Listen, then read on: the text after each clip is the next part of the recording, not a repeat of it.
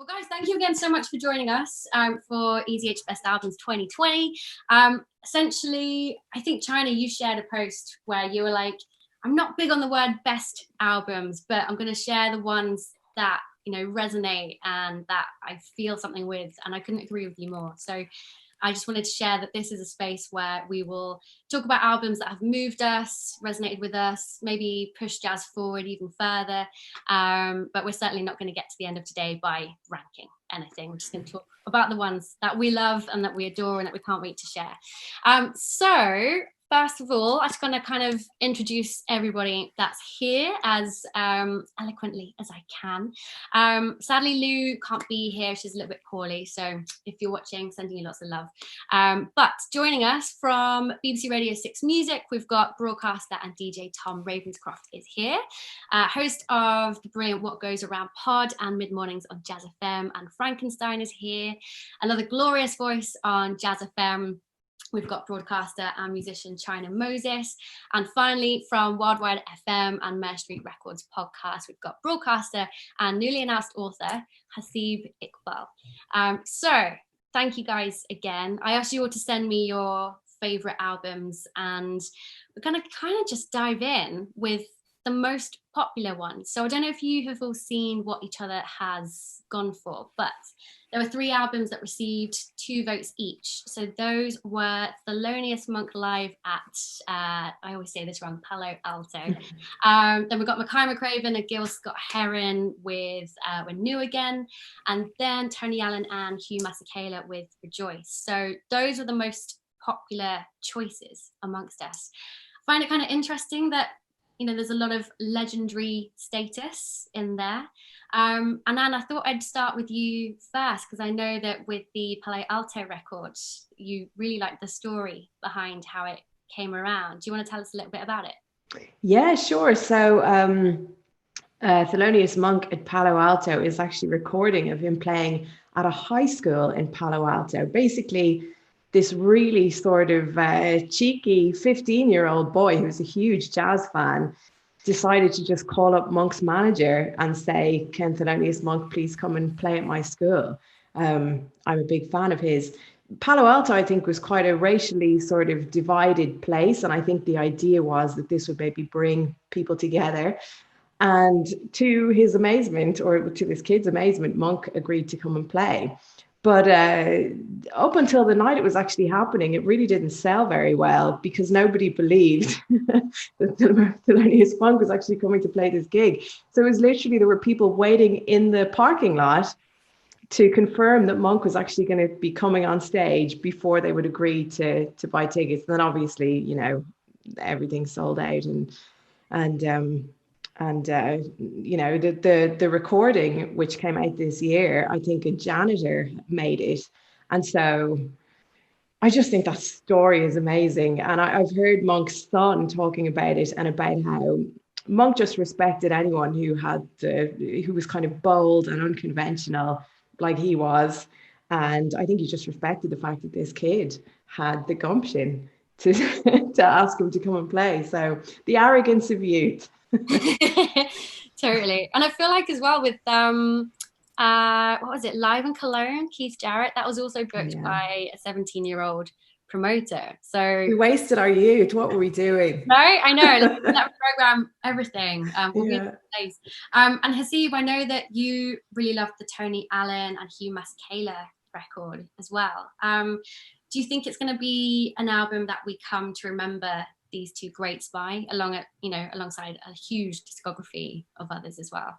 Yeah, I think so. I think it's like we're really lucky to have had this album released this year, after Hugh Masekela passed away 2 years ago, and then it was released pretty much exactly a month before Tony Allen sadly passed away this year. And you've got 2 hugely important figures. I know the recordings were initially done in 2010, but it wasn't really worked on again until I think around 2018, just after Hugh Masekela died. But yeah, I think it's a timeless work, and we're really lucky to be hearing it for the first time in a year like 2020, because it's not like it's a revivalist old work, and they've both been so important for their different fields, and seeing kind of the pioneer of Afrobeat next to the pioneer of South African jazz come together and create a record like that, listening to the chemistry between the trumpet and the drums and seeing how well they work together by two of the greatest people, that is a timeless work. And I think we're really lucky this year to have been served that album as a fresh piece of work. So yeah, I really did love that one. Absolutely. I think it's a phenomenal record, and so poignant that it came out at a time when Tony Allen, you said it was a month before he passed, right? Thank you. See it out and see the wonderful reactions to that final record that he would be here for. And in terms of, I guess moving from legendary artists to maybe newer artists, something more contemporary, I wonder if you guys have any artists in mind that you think have pushed jazz a little bit further forward in a new direction this year. I know with Tom, for example, you're kind of really into this, I don't know, that a couple of the records you picked have a quite ambient, electronic soundscape, a little bit experimental feel to them. Tell us about some of the albums that you picked. And I think that when lockdown first happened, I was kind of looking, as everyone did, they sort of just using music as a way to kind of comfort ourselves and, I don't know, create a bit of security in this kind of mad world. I found myself, I don't know, I'm mainly going for sort of instrumental jazz for some reason. I think it's just because I was watching Rolling News so much, and there's just so many people talking so much about stuff. I kind of wanted to find things which, in a way, didn't have a human voice in it. So I ended up listening to a lot of kind of sort of, I don't know, kind of quite sort of spiritual, laid back kind of jazz things. The Kiers Navarro and Chisa Holmes record for me was just a complete dream. Basically records which I could go and hide in. I think it's what I've been looking for over the course of this summer. So I think most of the records I sent in are pretty much along that theme. Also like the Surprise Chef album from the kind of guys out of Melbourne, which is also just quite laid back. I think it's me just sort of maybe being a bit of a wimp and just sort of stepping back and needing to kind of hide in a kind of a more of a mellow sound, really. Cool. I totally understand that. We just wrap ourselves with music like a blanket sometimes, don't we? I've been particularly pathetic with that, and I'm genuinely just hiding away in corners with records. It's interesting that you're saying about how your choices have been heavily instrumental, and then China, I noticed like a lot of your selections, 4 out of 5 of them were vocal albums, and obviously you are a vocalist. I don't know if it means that you connected with the selections that you made from this year for that reason, or if there was something deeper there about, the narratives and escaping into stories this year as well for you as well. Well, of course, I pay attention to, well, not of course, I pay attention to vocalists and I pay attention to lyrics. Lyrics for me are very soothing, and words are very soothing, because I, as an artist in my music, I really try to pay attention to the words that I sing. And I find that a lot of times it can get left behind. So I really feel like it needs to be pushed to the forefront when you can actually just take somebody's lyrics and just read them. And you're just like, whoa, okay, that's deep. That's a story.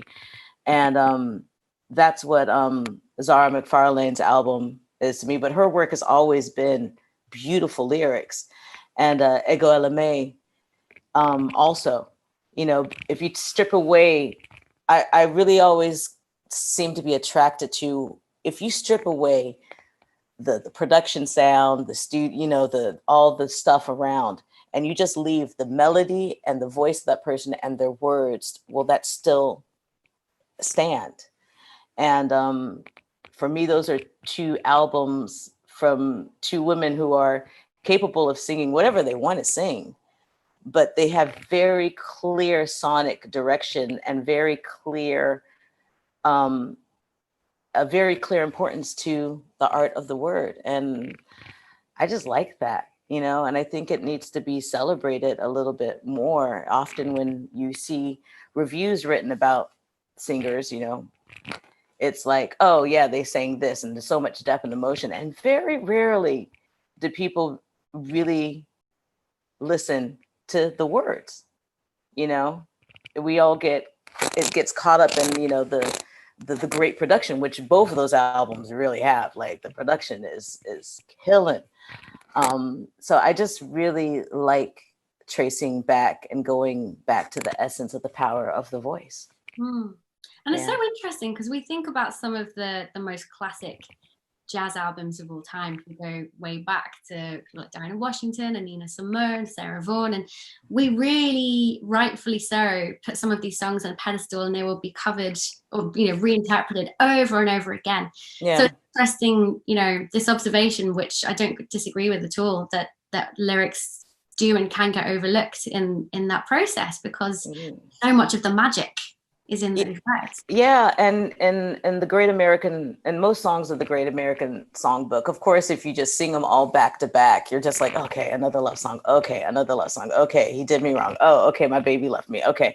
But when you really look at the penmanship, you take a song like when lyrics are added to Round Midnight, the lyrics, the words hit the melody so well. And that's why they kept on existing. And that's why you have a song like Lush Life that is not only stunning melodically, but lyrically, you're like, oh shoot, Billy Stray, are you awesome? You're going through some rough times, but you're an observation. And having performed a lot of jazz standards myself, I used to negate jazz songs lyrically, and then I started being like, you know what? Teach Me Tonight is cheeky, but you had to come up with those rhymes and those images. It is an art form, and it's just something that I've always gotten a kick out of, And I find that we need to celebrate also the penmanship in a lot of new generation, vocalists, whether they're my age, older. You have somebody like Renee Marie, who's always only done mostly her own stuff, and you got to like listen to that, be like, whoa, wait a second. And I actually, and I will shut up. I actually started realizing the importance of the lyric when I put out my last album, Night and Tales, and I started getting videos from around the world of people covering this one particular song. Wow. And I was like, do they really know what I'm singing about? And so I would ask people, I'd send them the lyrics and I'd be like, do you really know what this song is about? They're like, yeah. It's about losing yourself, self-esteem, depression, alcoholism. I'm like, yeah, okay. That's why I like this song, and then I'm just like, okay, well, maybe I need to pay attention to that. I mean, all of us, we all know songs that we know lyrics to, right? Mm-hmm. And you sing them, you hum them, whatever you're doing, you sing them, you hum them. And there's also songs that we just know the melody. And there's actual equal joy in both those things, and they need to be put back on the same level. There's a lot of focalizing going to creating the mood or the amazing, precociousness of somebody's playing and stuff like that. But can we just talk about the melody that person created? There's a lot of like great horn players, like a lot of new trumpet players, of a younger generation, the next guard. But when you really listen, be like, who's really giving me a melody that I can hum again? And that's what I always kind of look for in music. That's what I gravitate to when it comes to listening to something at home. Awesome. And I love how you describe, the idea of hearing a vocalist on their own, just the melody and the words. Do they stand up without the music behind them? I think that's a really awesome question and a great way to look at it. I feel like, leading on from words and music that has really not so much pushed us forward, but challenged us this year and created something a little bit new is Sault and their 2 records that came out this year, which yes, no, man. They are so impactful. And, I think Giles actually played the first one, Untitled Black Is, all the way through uninterrupted, which was a bold move on Six Music and I think really well received as well. The words in Untitled Rise are very affecting and very impactful. And I know, Haseeb, that you were really keen on these records too. And I actually went on Sault's Instagram earlier just to kind of, sort of just fill my boots and, juice up for tonight. And I saw under most of the pictures, Haseeb, comments from you, just like, did I? being like, just really, really supportive messages of how you were feeling the music. And I know it was the second one, Untitled Rise. picked out. I mean, for them to have released 2 incredibly strong albums, I think 2 months apart, is phenomenal and not unusual for them either. What made the latter one stick out the most for you? I mean, the first one was amazing. The first one was incredible. It was very political, very impactful. From a sonic point of view, musically, I thought the following album was just unbelievable, like legendary status, timeless. And I think it appeals to so many different sounds. It's got rock elements, it's got samba elements, it's got jazz elements. And speaking about pushing the idea of jazz forward, you know, I don't think there's been a bolder album this year than that. The consistency point as well. I mean, to put out 4 albums in the time that they have done, all with a freshness, all with a relevance to it and a presence, especially when we're speaking about the politically, you know, circumstantial time of 2020 and everything that's happened, and 2 albums following the death of George Floyd, both heavily in response to it. I think a really interesting thing about Sault, which has made it, you know, a really special project and has made a lot of people gravitate towards it, is their anonymity and the fact that people don't really know who they are, or because at a time in 2020 as well, where social media is the driving force for all kinds of musicians, and it's all about the image and how you maintain it and how you present yourself and how people respond to that. You know, we're presented with a spectacle of music where there isn't any of that. There's no image orientated about it. We don't even know who's part of it. And suddenly the focus shifts towards the actual music. It shifts towards the culture rather than the idea of the culture. And that's why I think so many people are so obsessed with Sault, because there's a magic, there's a sense of mysticism about who really is it. But when you don't know that, you're just forced to listen to the music. You're not forced to look at who's performing the music. I mean, they've never performed it live. I mean, to think about what that would be is just unbelievable. I mean, that needs to happen. I don't know if it will. It's a bit of a kind of a subtract thing from 2011 and eventually started performing live. But I mean, I would really love to see those sounds come together in the flesh. But it's also the versatility of the album. You know, you've got songs that could be dropped on the dance floor at peak time and go completely off, as well as some like really introspective, you know, like what is it, like Little Boy or Sunshine, like that track is just, you know, it really hits you hard. And I think that's the most powerful thing about the album. It takes you on this journey up and down. You want to dance at some points, you want to cry at some points. And the freshness and the timelessness of the music doesn't just appeal to underground audiences. It is a mainstream album at the same time. You can see it in the pop charts and it would work. And that's why it's so timeless, because it appeals to all these different ears. And I think it was something that's going to still be getting played in generations to come. Amen. And how did the rest of you guys feel about the anonymity? Because I wanted to, you know, sort of draw on that as well. I think that being able to remove itself from the visual culture of things and how we get attracted to certain new records, new artists, you know, there is a certain visual identity and, you know, dare I say marketing sometimes that can go with it, which isn't always a bad thing, but it's so interesting to see it stripped back. And like you say, it's purely about the music. And I wonder what a live show would look like if it's going to be behind a screen to keep that anonymity, or a bit, you know, Gorillaz-ish or something like that. But yeah, do you guys think the anonymity kind of adds something extra to the music? I feel sometimes it can like backfire a little bit, because it's kind of like, it is in itself a kind of, I don't know, it's a statement that the fact that you're not saying who you are, and people can kind of get, it can, I mean, I think that it definitely has worked with these guys, but sometimes it can be a case of like that becomes the thing that people discuss the most. And it can kind of, sometimes it can, I don't know, work the other way. You know, like Burial, everyone just became consumed with who it was for a long time. It's just like, sometimes it can kind of cover the work a bit.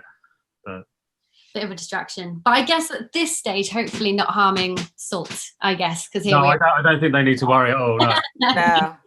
No. From an artist perspective, and what they're doing for me personally is a dream. Like, I really wish my whole life was not based on, you know, my, you know, the fact that I can look good in pictures and shit. Oops, I said a curse word. Sorry. But it only works if the music is great. You know, that it only, you know, there's a lot of people who have tried that and it don't work for them. But, you know, the music hit, it's like almost serendipity, the timing that they had with everything. with the sound, with the propos, with the, in this time where everybody's putting out a lot of music, they just put out all this stuff and it's like, here, and it's banging. And you guys don't need to know who we are. I think it's a beautiful thing.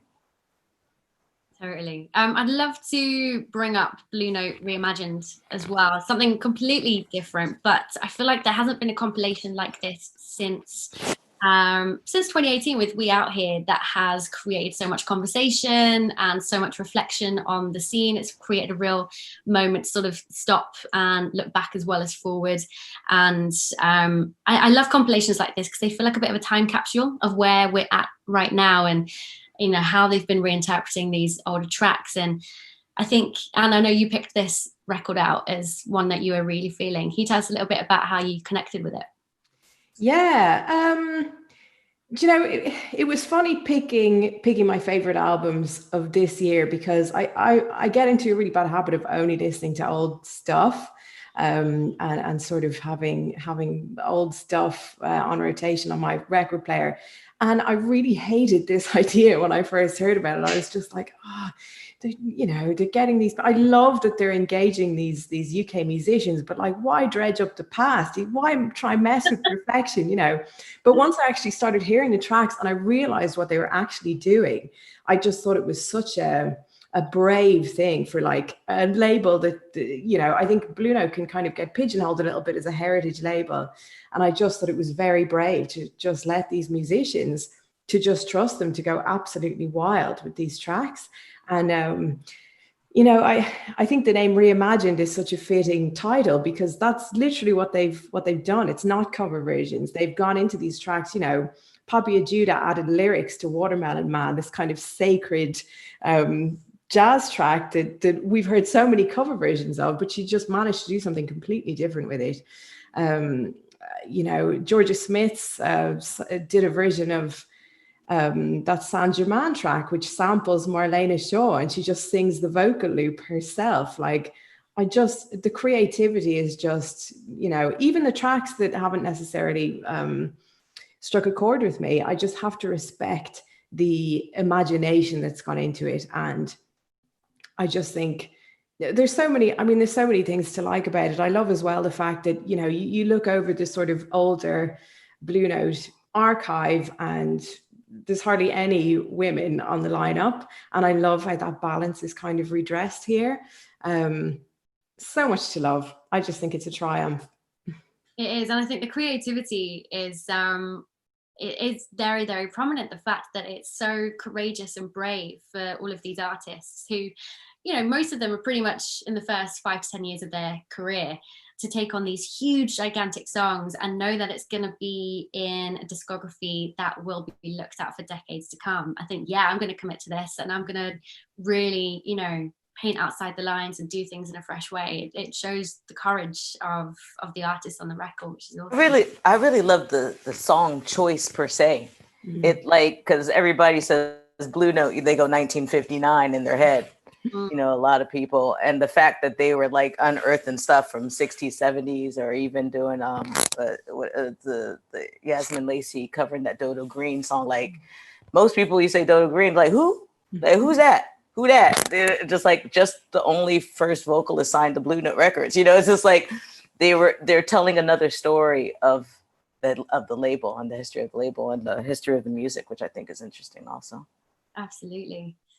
There's one label who I do have a really fond connection with, which is International Anthem. And I love that they are always pushing things forward in a way that feels very Chicago, but also very universally connected as well. And I think they've had another really strong year with Alabaster de Plume as well, which was kind of their entry into the UK jazz scene in a sense as well. They've worked with Nabaya and things before when recording with Makaya, but this has felt like a real bridge has been cemented between the two continents. And I think it was Haseeb, you chose Alabaster as one of your records. I loved this a lot as well. And I think that Alabaster de Plume is an experience. Almost, Alabaster is almost a concept. You go to see him live, and it's you feel the aura, you feel his presence. And I think that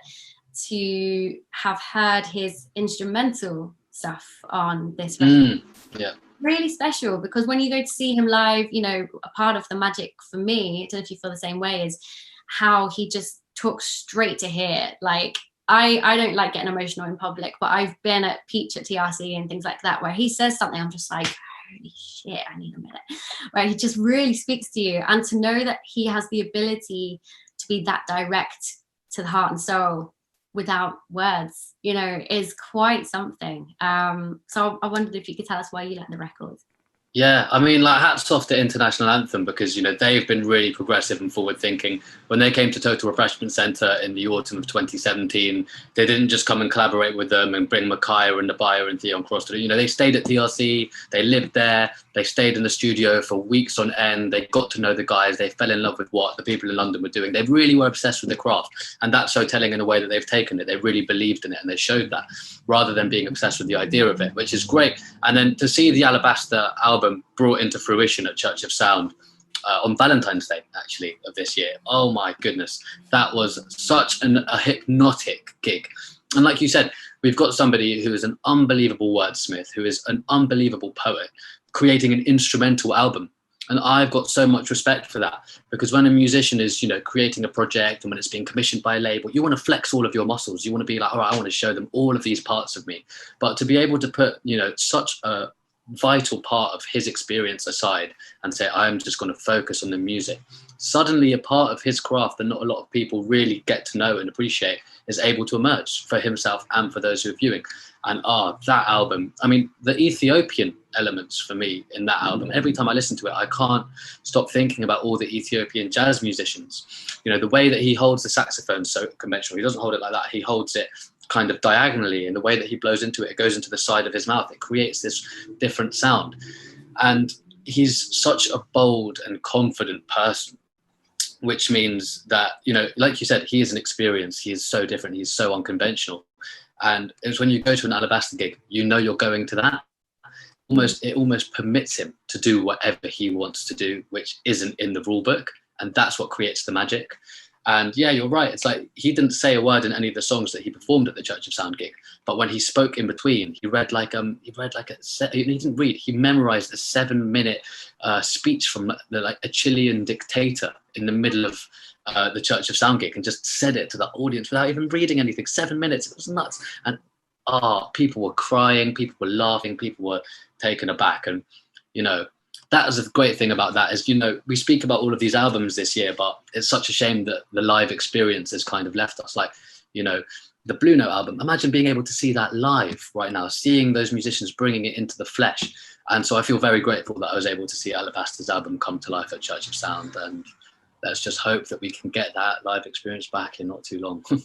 Amen, man. My heart aches for that, and it aches specifically as well for the fact that I missed that gig. That would have been phenomenal. I think, Tom, you picked an international record as well. Yeah, do you know what? It's become kind of embarrassing for me, I've noticed, over the last sort of 6 months. I kind of put together radio shows, like they're 3 hours long, and I don't tend to kind of think, I don't really realise a lot of the time what I put in there until it comes to presenting it. And then I end up in these situations where I was like, oh my God, it's going to look like International Anthem is secretly paying me. There's so much in here, it's embarrassing. Like, sometimes I accidentally doing like 3 in a row. It's just like, it's getting kind of awkward. But yeah, for me, they've just been been a real lifeline this year. They just, every single time I get like really into one album, I was just like, this is great. I'm just going to live with this for a few days. Like, another 2 come through the post. You know, it's just been, they just released so much stuff, and it's to keep that standard as well, for it all to be that good and kind of that inspiring. It's just phenomenal. I don't know many labels that have been so as brilliant as they have in 2020. And also going back to Alabaster Balloon, the Croatia EP that he did, it's just like, I could barely listen to that. As you said, it's like so emotional without him really saying anything.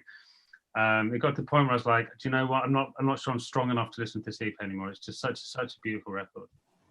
Awesome. And I wonder if there's any other labels that you guys have had a really great year as well. You know, we're highlighting International Anthem, but there's plenty of other labels as well who have had anniversaries. I think Whirlwind did. I think On the Corner have had an anniversary as well. I might be wrong there, but I think they may have. But I mean, there's plenty of labels who are continuing to push ahead and try to be progressive and new and to change the status quo. I wonder if any of them jump out at you guys. I was going to say Mr. Bongo for some reason, another label that seems to have been reduced. They brought out the Surprise Chef album. They seem to be another of those labels which, without me realising, just keep popping up with lots of great reissues of like really great sort of archive jazz records. But yeah, it's weird how these labels seem to kind of, I feel sometimes as the year goes on, I'm reducing my part of labels down to like, I don't know, sort of 5 or 6 as the year kind of comes to a close. Yeah, that makes sense. I saw that Volume 4 got announced the other day. I think it's out this Friday. Oh my God, it's so cool. Start to give you so some really, really good stuff there. There's like Edition Records and Spirit Muse and First Word and Rope-a-Dope has been distributing some really cool stuff. There are a lot of labels, you know, tiny labels doing amazing things like Coal Mine Records. That's what I can just name off the top of my head when I'm like thinking of smaller structures that are just going for it and just, you know, supporting a lot of artists that have no more entry into the major label world, even though some labels can be affiliated or distributed through majors. You know, we all know that how it works. It's basically probably 2-3 people doing the work, which is something that definitely needs to be celebrated. Mm-hmm. You know, that's a lot of admin. I put out my own records. That's a lot of admin. Oh, wow. Musicians don't get into making music for the admin. So no, definitely not. Definitely not. Admin is very dry, but thanks to admin, I get to listen to music, you know, and hear all the stuff that's going on from past, present, and hopefully future. So that's cool. Happy days. I also wanted to mention the Idris Ackamoor records. I think you're really into this one, and I'm so thankful you put it up as well, because this one kind of passed me by a little bit. It was only when you put that forward, I was like, damn, yeah, this was one that I wanted to check out, and I didn't get around to it, and I'm so pleased that you put it in the pot. I mean, for me, I think that's the most underappreciated album of the year. And most people I speak to haven't listened to it. Or I haven't heard about it and stuff. And Idris, I think, is one of those people who is slightly, you know, just hasn't caught the same appreciation as people like Gary Bartz. You know, obviously people like Ferris Sanders who are still doing their thing. He's slightly younger. I think he's like 10 years younger than Gary Bartz, like he's almost 70 years old. I was really lucky to see him twice last year. So I saw him at We Out Here Festival, and then I also saw him at the Lexington pub in Islington, really random location, but that's where he was playing his last album and some of the forthcoming tracks from this album before it had gotten released. And I mean, the way I would describe this album, Shaman, is just like very cinematic. And it's incredibly political as well, which is a bit of a shame as to why it hasn't kind of got the attention that it has, because it is in a big way very responsive to the events that have unfolded this year in quite a profound way.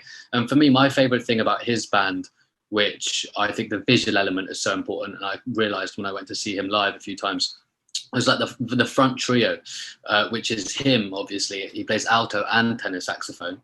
And also like that Australian, like a didgeridoo. He plays the didgeridoo. That's how he started like the show last time. And then also Margot Simmons, who plays the violin. And Sandra Poindexter, who plays the violin, and Margot Simmons, who plays the flute. And they're the front trio. And, you know, they're all in their 60s. I've never seen a front three of a band so powerfully in sync with each other. And, you know, I think Margot Simmons, who plays the flute, is really interesting because she actually was an original part of the Pyramids when they started, Idris Ackamoor and the Pyramids, in the 1970s. And then they didn't release, I think, an album until the 90s. And then they released another one in 2004. And now they've done an Angel Fell in 2018 and Shaman in 2020. So they're really back at it, releasing the most they've ever released in their whole career, having been playing for 50 years' time. So I think he's done a good job, like Gary Bartz has done, of reviving his past sound and collaborating with newer musicians to maintain a sense of freshness. And I just don't think he's got the acclaim that he deserves, but I think it is an amazing album. That is such a good I mean, yeah, I just feel like you've absolutely made the manifesto there for why everyone needs to check it out right now. He's done his homework. He's done his homework. That is amazing. I will never go into a debate with you because, Lord, you've done your homework, baby. Perfectly put, man. Amazing. I'm gonna steer us round soon to just highlighting any records that have been announced or are about to be released since I asked you guys to put your suggestions forward, just in case there's anything that's popped up that have that slipped through the net, because I know that there's one in particular that I would love to draw on. But are there any albums that we haven't talked about yet that you guys are aching to sort of put your thoughts forward on? How much time do we have? Sorry, China. I've got about 10 minutes. No, go, Anne. Go, Anne. Go. Well, you might agree with me on this one. I was going to say another album, which to my shame, again, I heard about it and I was like, well, I hate this idea. And then wrong was, I'm very cynical. But it was the Mackay McCraven sort of reimagining of Gil Scott-Heron's album, I'm New Here, which really is killing. It's because, we're all very protective of people like Gil Scott-Heron. The idea of another musician, no matter how accomplished and brilliant they are, of taking an album of Gil's, particularly that one being his last one, although I probably would have been precious about any of them. I heard it and I just thought, why would you? Why mess again? Like, why mess with perfection? But he made a completely different album, and it's so sparse and it's so respectful of what was already there, and it's just magical. It was like Gil coming back to life again. It really moved me. That album, I loved it, and I feel like you can hear the Chicago in it as well. Mm-hmm. There's no juxtaposing conflicting ideas in here, yet both of them come across so purely and organically as them and as what they do. The beauty of Gil's words is there. Mackay's kind of just Chicago sound is as present as ever and so addictive, and I feel like there's a real beautiful marriage of their sounds that work so well together. I think Mackay as a producer is really, really under-acknowledged as well and underrated, given we recognize him as a drummer, but his production, and recently on that new Nabaya Garcia track is so fresh and so so his own style. China, you were loving that one as well. Oh gosh, yeah, I killed that one. I got it on vinyl somewhere in here, but yeah, it was, just like you, Anne, I'm not as cynical as you.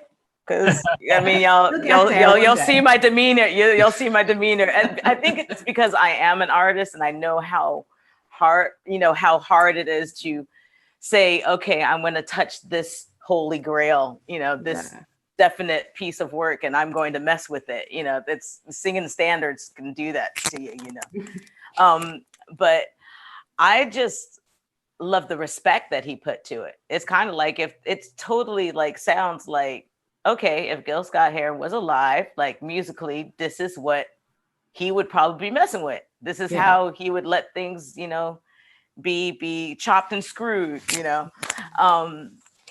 And I love artists that touch on, these monuments. And you're speaking about Gary Bartz, and that made me think of Lakeisha Benjamin's album, her tribute to both of the Coltranes. And I'm like, she's a friend of mine.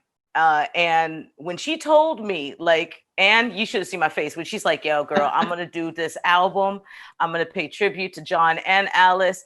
And I'm going to call the old guard, the elders, the ancestors, and a new generation. And I'm going to have them collaborate in the studio. I sat through phone conversations of her trying to, track down Reggie Workman and Gary Bartz, get them into the studio. But somebody's got to take a walk. Somebody's got to do this. And then, having musicians not show up. And I just saw her put together this image and this vision that she had in her mind.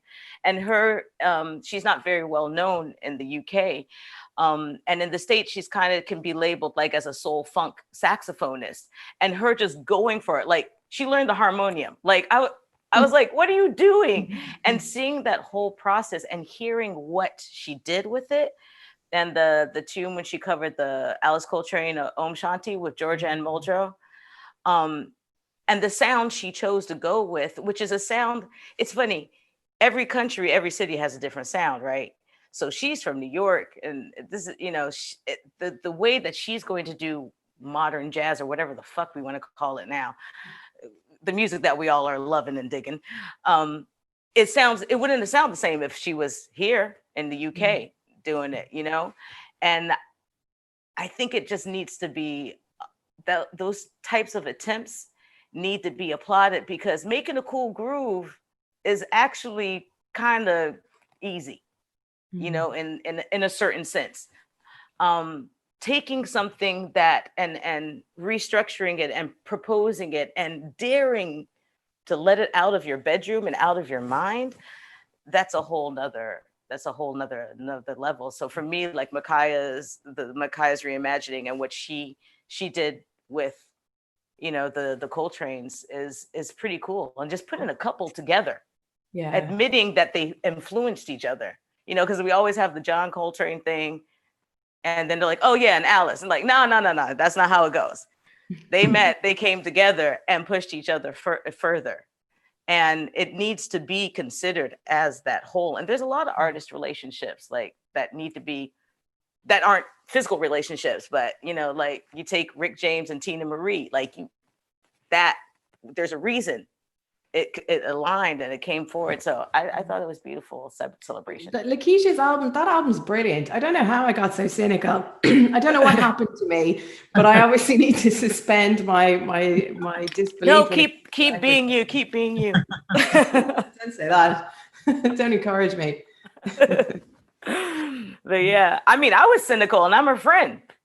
That makes me feel better. And she did it herself. Did you nearly derail this whole project, China? No, she self-produced it, and nobody was following her on it, and that's crazy. I mean, she had to get my mom into the studio. You got to fly my mom from New Orleans, bring her dog, all this type of stuff. And as a female saxophonist, a Black female saxophonist, also just stepping into the limelight and also just taking that angle of, I could keep on doing my original music, but this is what I really want to talk about right now. I want to talk about this relationship, and a lot of women who have influenced a lot of male musicians often get left in the background. And I find that project was interesting just from that point. It's like, oh, we're going to start admitting that, girlfriends and best friends and mistresses, they matter too. Okay, cool. Let's do this. Readdress the balance. Let's talk about some albums then that have been announced, because since I asked you guys to send me your favorites, we've had things come forward from Sarathi Kawa and Thelonious, Angel Bat Dawid. We've got Alabaster de Plume and Danalog. For me, the Angel Bat Dawid record really made me stop. And I think it's an album that is demanding of you in all the best ways, because it cannot be in the background. It is to be absorbed, consumed, thought about, considered. It makes you question things. And I know for Angel, it came out of quite a series of traumatic events that were sort of, racially driven. And it started off with her bandmate falling ill, not being able to come out to Berlin where they were going to play. And, sort of being told, well, you're going to get paid less. And then all these sort of things were happening with, micro and large aggressions, which were racially motivated. And the thing I love about Angel is that there's no holding back or processing later. She deals with what she has to deal with right there and then, which means that to be around her and to see her live is a really powerful force field. And listening, I don't know if you guys have had a chance to listen to that record yet, but live is so it puts a frog in your throat and it makes you think, I need some time to sit with that before I go about my day. It really does kind of pack a punch. Have any of you guys heard it yet? Yeah, I've been listening to it. I've played a few tracks from it. It's one of those records which occasionally I was like, I'll put this on whilst I'm doing some things, and I'll put it stick that in the background whilst I make the kids some food or do some laundry, and then I actually had to stop it, and I was like, do you know what, it's not the record for that. Like, I need to sit with this and really listen to what she's saying, because it's a phenomenally powerful record, and it's there's just so much to take in, and it kind of it seems to really stand out at the moment from so much I've heard. As I said, I've been listening to a lot of kind of instrumental things, and then that came forward, and I was like, okay, maybe this is the time I started engaging again. Do you know what I mean? Maybe this was the record I thought it was kind of start listening again. And it's international anthem as well. Yeah, I know, I'm a sucker. To it. And for the rest of you guys, are there any records that you sort of discovered recently that you're feeling really pumped to hear more of? The Matthew Halsall album as well, the Salute to the Sun, that new record that's out, is really fabulous. Yeah, gorgeous. It's really good to have him back. It's been a long hiatus without Matthew Halsall, but he's got beautiful sound all of his own that is really wonderful to have back, for sure. The Umu Sangare acoustic album. I don't know what it's called, but she just takes all of her songs and just does them in a really acoustic manner, and it's stunning for me. But I'm a Umu Sangare fan. She's amazing. Yeah, she's really killing. Yeah. Sorry. No, off to you. Oh God. I'm really excited about Tamil Rojin. He's this strings player. So the viola. He plays the viola. Who plays the okay, never mind. Viola jazz. So you think for 2021, viola jazz. So the new single's called Momus. I think the album's actually out beginning of next year. But yeah, he's actually, I think his background is classical music, and he was he's a composer and a violin and viola player. But I got a preview of his music, and I wasn't allowed to say anything about it. This was the end of the summer, and that very rarely happens. Usually I get the tail end of whatever is being previewed. And I just went on Twitter. I couldn't contain myself, and I was like, I've just heard something incredible. And Mike Vitti, our colleague from JazzFM, DM'd me and was like, was it this? And he obviously heard it at the same time. But I love jazz with strings, and I just think it's a totally different, it's just it just takes you to outer space. It's just, his sound is just incredible. So looking forward to that. Is that by? Tamil Rojin. I think I'm saying it right. Rogeon, I think. Yeah, definitely. I tried to look and find interviews of him saying his name, and I can't find one. Because I was wondering, I played the song on 2 days ago, and I was like, wait, how do you? I'm like, I wish people would just put it next to their names. No. But even he says it in the interview for the song. He's like, listen, he's like, viola jazz is so much better than violin because we're less strident. And I was like, oh, he's naughty. I like him. He's got everything going for him. Yeah. You're lucky to have heard the whole record. I do have an email address that I'll wait. With you. We'll talk. I'll wait. Guys, well, I'm going to take this opportunity then to thank you so much for all of your contributions. You're also eloquent and articulate about the music you love, so it's been really special to spend this time with you. And I hope that for all of you watching as well, you've got plenty more recommendations for stuff to check out before the year is over. So guys, I just want to thank you all so much. Thanks very much, Tina. Thank you, Tina. And I'm loving the hair. Thanks, babe.